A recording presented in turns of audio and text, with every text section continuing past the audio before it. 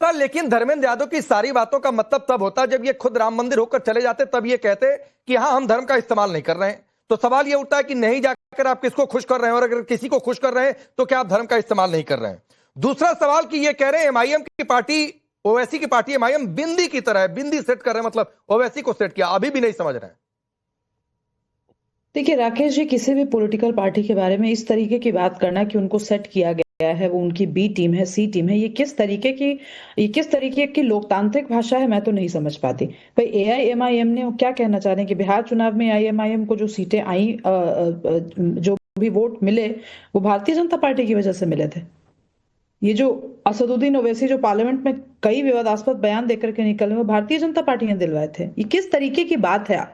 Samajwadi party को ये चीज समझनी होगी कि अच्छी बात है कि वो भारतीय जनता पार्टी को उत्तर प्रदेश में अच्छी टक्कर दे रहे हैं। इसका मतलब ये नहीं है कि वो कुछ भी ऐसा बोलने लगे जिससे आगे चल करके बाकी की रीजनल पार्टीज जिनके साथ वो खुद अलायंस कर रहे हैं नेशनली, दिक्कत हो सकती है उनको। हो सकता है कांग्रेस को त्याग करके कल समाजवादी पार्टी को बड़े भाई की भूमिका में आना पड़े। ये जो पूरा जो अलायंस बना है, एंटी मोदी अलायंस बना है, उसके लिए तो क्यों खामखा नाराज कर रहे हैं अपने बाकी साथियों को।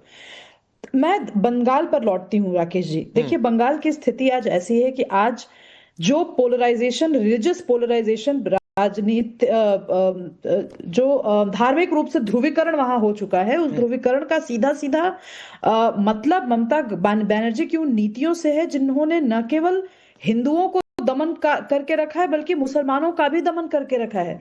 आप देखिए वक्फ की करके इंटरप्ट करते हैं इसको जी कीजिए। राजनीतिक विश्लेषक बन करके आएंगे तो कुछ भी बोल देगी क्या? कुछ भी बोल देगी आप थोड़ी मर्यादा रखिए। हिंदुओं का हनन क्या मतलब है इस बात का? हिंदुओं का हनन का क्या मतलब है? कौन से हिंदुओं का हनन हुआ है पश्चिम बंगाल में?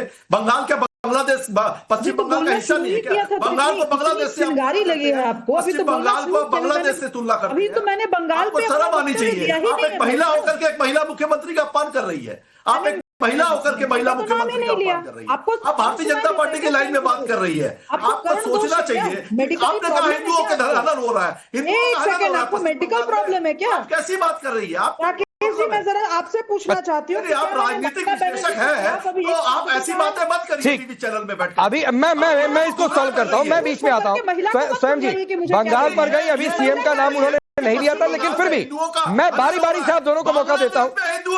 स्वयं जी, स्वयं प्रकाश पुरोहित जी, सर मैं आप ही दोनों के पास हूँ, किसी के और के पास नहीं जा रहा हूँ। अभी एक मिनट शुभ्रास्ता बोले, फिर आप बोलिएगा एक एक करके। नहीं, ये जो राकेश जी, ये जो टीएमसी के कुछ पुरुष प्रवक्ताओं को और नेताओं को ये जो आदत है ना कि ममता बनर्जी के लिए महिला कार्ड लेकर, सर एक मिनट दे दीजिए, फिर आ जाऊंगा स्वयं जी, तुरंत आपके पास आऊंगा काउंटर के लिए। एक बार बोलिए। कार्ड निकाल के स्वाइप कर सकती हूँ।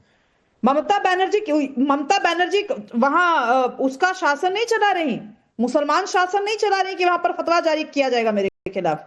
आपको जो करना है करिए, मुझे बोलना, वो लोकतांत्रिक दृष्टि से चुनी हुई नेत्री हैं, उनका महिला होने के नाते एक अलग सम्मान होगा, लेकिन चीफ मिनिस्टर होने के नाते जो गंदगी की है उस पर बात होगी, क्यों नहीं होगी? का विषय बताइए ना, आंख निकाल कर क्यों नहीं होगी? आपकी प्रतिबद्धता है कि आप आकर के उनको डिफेंड करेंगे, आपको टिकट लेना है वहां। आपको नहीं पता है बंगालियों के साथ जिस तरह से देश के अन्य राज्यों में, अगर जिस तरह से बंगालियों को बांग्लादेशी बोलकर पीटा जाता है, वो अन्य राज्यों में नहीं। आपके माइंड सेट चेंज हो। आप मोबाइल का व्हाट्सएप देखिएगा, आप बंगाल की अस्मिता के साथ जब खिलवाड़ होता है तब आप नहीं आती है। अभी चुनाव की बात हो रही है जी, अब सुनिए, आप सुन लीजिए बहन, आप सुनिए ना, आप पुरुष सुनिए। आपने जो कहा हिंदुओं का हनन, मैं हिंदू हूँ, ब्राह्मण हूँ, पश्चिम बंगाल में रहता हूँ और सब तरह की पूजा बंगाल में होती है। आपको नहीं पता है, आपको बदनाम करना है। बंगाल को बदनाम करने के लिए जो इस तरह के स्वयं जी अभी तक शुभ्रास्ता को अनइंटरप्टेड समय नहीं मिला। सर प्लीज 30 सेकंड अनइंटरप्टेड, शुभ्रास्ता को कोई बीच में नहीं आएगा। नहीं, मैं इस बात से मुझे इस बात से बड़ी दिक्कत होती है कि पूरे बंगाली समाज और बंगाली भद्रलोक का ठेका टीएमसी के 4 प्रवक्ता लेकर के क्यों चलते हैं? हाँ, पूरा बंगाल आपका है क्या? बंगाली अस्मिता आप डिफाइन करेंगे क्या? यहाँ पैनल में बैठे हुए जितने लोग हैं ना, कम से कम मैं अपने बारे में कह सकती हूँ, मोहित जी के बारे में कह सकती हूँ। मोहित सिन्हा जी की वाइफ खुद बंगाल से हैं। मैं जिस स्कूल में पढ़ी हूँ, मुझे बंगाली टीचरों ने कहा है आप लोग बंगाली अस्मिता का ठेका लेकर मत खाइए। बहुत स्पष्टता से कह रही हूँ आपको मैं। स्वयं जी, अभी थोड़ी देर पहले सर आप लोकतंत्र को जिंदा बता रहे थे, थोड़ा सा मैंने आपसे 3-3 बार रिक्वेस्ट किया कि एक एक करके बोल लीजिए। डेमोक्रेसी को जिंदा रहने देते हैं सर, डेमोक्रेसी को जिंदा रहने देते हैं सर, प्लीज। नहीं ठीक है, सबको अपने विश्लेषण का हक है स्वयं जी, सबको अपने विश्लेषण का हक है। आपको इनको यहाँ पर पैनल में सभी को अपने विश्लेषण का हक है। सुन लीजिए पैनल में आप राजनीतिक विश्लेषण का हक है, चुनकर बुलाते हैं जो भाजपा के प्रवक्ता की तरफ। ऐसा मत करिए, ऐसा काम मत करिए। इनका काम क्या है? ये तो भारतीय जनता पार्टी की प्रवक्ता की तरह बात कर रही है, ये वही बात करेगी। इनको ये नहीं दिखता है कि पश्चिम बंगाल का 2 लाख करोड़ रुपया बकाया। चलिए मैं शादाब के पास जाता हूँ। नहीं स्वयं जी, आपको कोई बात अच्छी नहीं लगेगी, इसका ये मतलब नहीं है, इसका ये मतलब नहीं है कि हर आदमी बीजेपी का प्रवक्ता हो गया। हर आदमी की नहीं। आपको शुभ रास्ता की बात अच्छी नहीं लगी तो इसका मतलब नहीं है कि वो बीजेपी की प्रवक्ता हो जाए। यहाँ पर देश का ये बिल्कुल भी जस्टिफाइड नहीं है। शादाब भाई क्या कर रहे हैं आप लोग? शादाब मैं पूछ रहा हूं आप लोग क्या कर रहे हैं? देखिए ये अलग तरीके की लड़ाई आप लोगों ने शुरू करवा दी। ये कह रहे हैं बिंदी की तरफ सेट कर दिया है। शुभ रास्ता ने कहा किसी पार्टी को कहना गलत है, बात सही भी है कि क्यों किसी को ब्लेम किया जाए। उधर वो कह रहे हैं नहीं ओवैसी का कोई असर ही नहीं पड़ेगा। क्या कर रहे हैं भाई आप लोग? अभी तो इब्तिदाए इश्क है, आगे आगे देखो होता है क्या। जो लोग अपनी नाकामी छिपाने के लिए हम पर इल्जाम लगाते रहे, 10 साल से ये लोग इल्जाम लगा रहे हैं कि बीजेपी जो इल्जाम लगाता है वो 3 दिन बाद खुद बीजेपी में चला जाता है।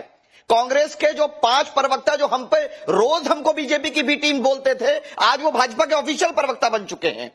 और समाजवादी पार्टी, मेरे भाई बताइए, आपकी पार्टी में सुनील सिंह व्यक्ति है जिसको जो बोलता था कि मुस्लिम महिलाओं को कब्र से निकाल कर रेप करेंगे। तो आप हमें बताएंगे कौन बीजेपी की बी टीम है? आप होते कौन है? हम लोग लोकतांत्रिक तरीके से उस समाज की बात कर रहे हैं जिसका आपने शोषण किया, राजनीतिक रूप से अछूत बनाया और हमारे वोटों के ठेकेदार बनते रहे। आपकी दुकान बंद होने वाली है। गोवंडी में बता दिया ना कि आपके नेता क्या इलाज हुआ है। और उत्तर प्रदेश में लिख लीजिए, जितना ये हमें ये बात कहेंगे हमारा समाज उतनी मजबूती से हमारे साथ खड़ा है। वंचित पीड़ित तमाम लोग खड़े हैं। और याद रखिए कि समाजवादी पार्टी एक परिवार डेवलपमेंट एजेंसी से ज्यादा कुछ भी नहीं है। ये मुसलमान शब्द तक से इनको आपत्ति है। उत्तर प्रदेश का मुसलमान देख रहा है कि इनके दिल में मुसलमानों के लिए कितनी नफरत है। ये हमको उग्रवादी बोलते हैं, दाढ़ी टोपी देखेंगे वैसी साहब को तो उग्रवादी बोलेंगे। हाँ, उत्तर प्रदेश में हम लोग या पूरे देश में, चाहे बिहार महाराष्ट्र, हम लोग अपने राजनीतिक नेतृत्व के लिए संघर्ष कर रहे हैं जैसे आप कर रहे हैं। तो आप अच्छे, मैं दूध का दूल्हा, आप दूध के दूल्हे में खराब हो जाऊंगा। आप चुनाव लड़े तो ठीक है, आप क्यों गए महाराष्ट्र में चुनाव लड़ने? देखिए धर्मेंद्र यादव जवाब दीजिए, टारगेट पर आप ही है भाई। आप क्यों लड़ते? अगला टारगेट एमआईएम का आप ही है। जब समाजवादी पार्टी को उत्तर प्रदेश की जनता का आशीर्वाद मिलता है तो उसमें इस तरह के बयान का महत्व अपने आप खत्म हो जाता है। 2024 के चुनाव में उत्तर प्रदेश से जानता है, उत्तर प्रदेश से समझता है कि उत्तर प्रदेश की तरक्की, उत्तर प्रदेश की समृद्धि समाजवादी पार्टी के माध्यम से ही संभव है। इसीलिए समाजवादी पार्टी को 2024 में भारतीय जनता पार्टी से भी ज्यादा सीटें देकर लेकिन धर्मेंद्र यादव का संकेत दिया। वोट बैंक छिटक रहा है, बिहार में छिटका, महाराष्ट्र में छिटका, वो ये कह रहे हैं कि हम यूपी में भी छिटकाएंगे। उत्तर प्रदेश में नहीं छिटका ये भी बोल दीजिए, सत्ताधीश बनेंगे। उत्तर प्रदेश में नहीं छिटका ये भी बोल दीजिए ना। 2024 के चुनाव में उत्तर प्रदेश में नहीं छिटका तो आप ये भी बोल दीजिए। उत्तर प्रदेश का जो मतदाता है वो इंटेलिजेंट है, समझदार है। अच्छा जनता सुन लीजिए, बिहार का मतदाता इंटेलिजेंट नहीं है। नहीं, बिल्कुल मतदाता इंटेलिजेंट नहीं है, इंटेलिजेंट है। दिल्ली का मतदाता इंटेलिजेंट नहीं था ना, वो भी इंटेलिजेंट है, वो भी इंटेलिजेंट है। 10 सेकंड, वो भी इंटेलिजेंट है, लेकिन उत्तर प्रदेश का मतदाता भी इंटेलिजेंट है। ठीक है, और सुनिए, 10 सेकंड। एक जो कम्युनल पॉलिटिक्स है, भारतीय जनता पार्टी की कम्युनल पॉलिटिक्स है, जिस लाइन पे लोग जाना चाह रहे हैं, कम्युनल पॉलिटिक्स को समाजवादी पार्टी के कैंडिडेट को अयोध्या में जिता करके उत्तर प्रदेश के लोगों ने, अयोध्या वासियों ने ये बताया कि उत्तर प्रदेश में अब कम्युनल पॉलिटिक्स का अंत हो गया है। तो कम्युनल पॉलिटिक्स की तरफ जो भी जाएगा उत्तर प्रदेश की जनता उसे 100% नकारेगी।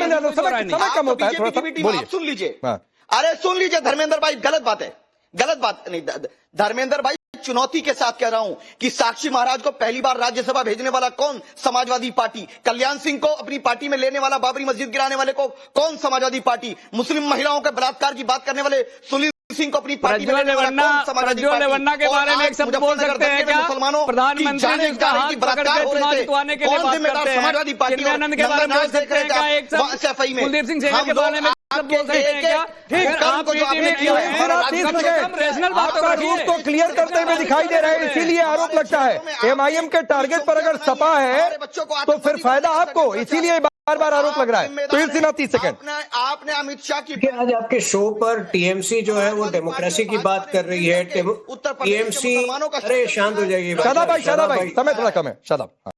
देखिए, आज आपके शो पर टीएमसी जो है वो डेमोक्रेसी की बात कर रही है, समाजवादी पार्टी जो है महिला सम्मान की बात कर रही है। ऐसा लग रहा है कि सूरज इनके लिए जो है पश्चिम से उगा है।